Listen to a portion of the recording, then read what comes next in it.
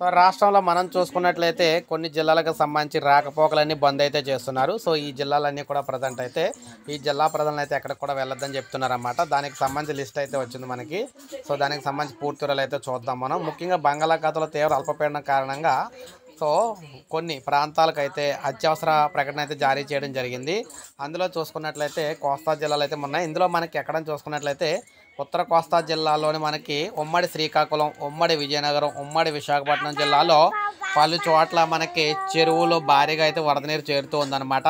అదేవిధంగా పశ్చిమ గోదావరి, తూర్పు గోదావరి, ఇక్కడ మనకి కృష్ణా జిల్లాలో 1-2 చోట్ల కూడా భారీ వర్షాలు కురిసే అవకాశం ఉన్న నేపథ్యంలో ఈ ప్రాంతాల ప్రజలందరినీ కూడా ఎట్టి పరిస్థితుల్లో ఇల్లు దాటి అయితే వెళ్ళొద్దని చెప్పేసి చెప్తున్నారన్నమాట. రాత్రి వరకు కూడా అతి భయంకరమైన వర్షాలు అయితే ఉండబోతున్నాయి. విజయనగరం, నెల్లిమర్ల, బొబ్బిలి ఇలా చాలా ప్రాంతాల్లో అయితే దీని ప్రభావం అయితే ఉండబోతుందన్నమాట. సో మొత్తం మీద ఏపీలో ఈ ప్రాంతాలన్నింటినీ కూడా ప్రజెంటు సో దిగ్బంధంలో పెట్టినట్టుగా పెట్టడం అయితే జరిగింది. ఎవరిని కూడా ఎక్కడికైతే వెళ్ళొద్దని చెప్తున్నారు. 24 గంటల పాటు ఈ ప్రభావం అయితే ఉంటుందని చెప్తున్నారు అన్నమాట. సో ప్రతి ఒక్కరు కూడా గమనించండి. ఈ జిల్లాలకు సంబంధించి రాకపోకలు అయితే మ్యాక్సిమం కట్ అవుతాయి. ఎందుకంటే భారీ వర్షాలు అయితే ఉన్నాయి. ఒక లైక్ చేయండి, సబ్స్క్రైబ్ చేసుకోవాలి. మన ఛానల్ సబ్స్క్రైబ్ చేసుకొని ఫాలో అవుతున్నాను.